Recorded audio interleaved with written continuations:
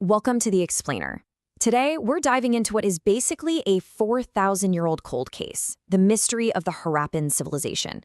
I mean, how does a society that was larger than ancient Egypt just disappear, not only from the map, but from human memory itself?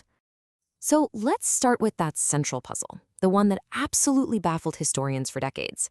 It's an almost unbelievable question. How do you actually lose an entire civilization? To solve this, we're going to follow the clues, kind of like an archaeological detective story. We'll look at how it was forgotten, its dramatic discovery, its true scale, its entire life cycle, and then finally, we'll get into the great debate over its origins.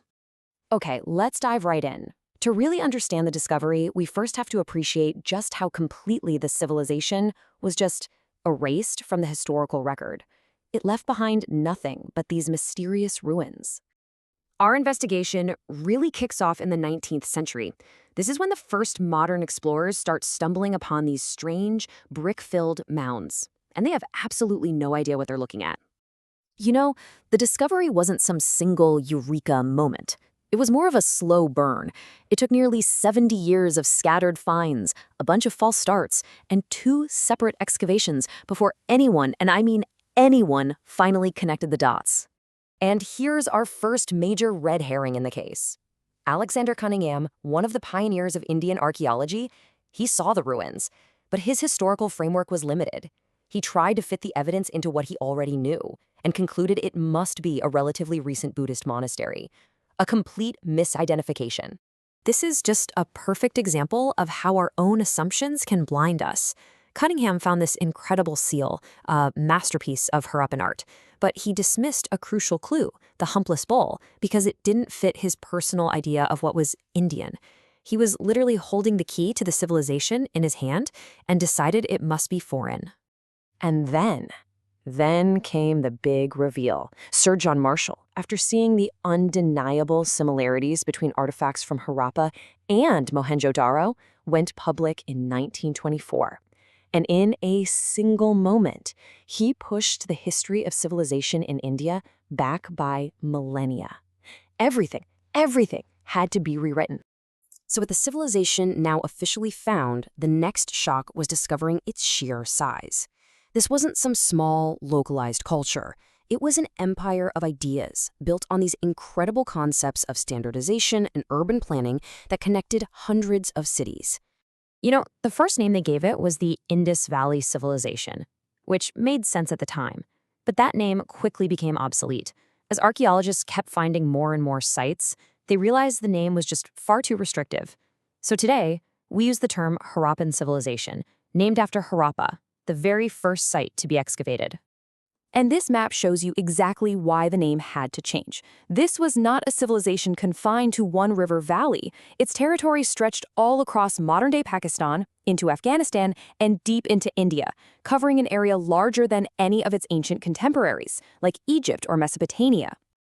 And this vast area was dotted with sophisticated urban centers. We're not talking about scattered villages. This was a whole network of major cities like Mohenjo-Daro, Harappa, and Dholavira, all sharing a common culture. So, how does a civilization this massive even come into being? It obviously didn't just appear overnight. Archaeologists have broken down its long history into 3 distinct phases of development, kind of a life cycle of rise, peak, and then decline. This chart here gives us a really clear framework. It's all based on radiocarbon dating, and it shows the civilization's long journey, which archaeologists divide into 3 main phases. It all starts around 3300 BCE and eventually fades out around 1300 BCE. So let's take a look at each one. First up is the early Harappan phase. Think of this as the formative period, right? Regional culture started to emerge, people began building fortified settlements, and you can see the very first hints of grid-planned streets and long-distance trade networks. The foundations were being laid. Next comes the mature Harappan phase, from about 2600 BCE. This is the Golden Age. This is the period of the great, well-planned cities, the standardized bricks, weights, and seals that you find across that entire vast area. This is the civilization at the height of its power and integration. And finally, we have the late Harappan phase. This is the period of decline.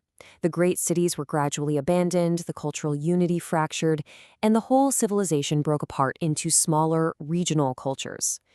The great experiment in urban living was coming to an end. Which brings us to the final and maybe the most debated question in our case file.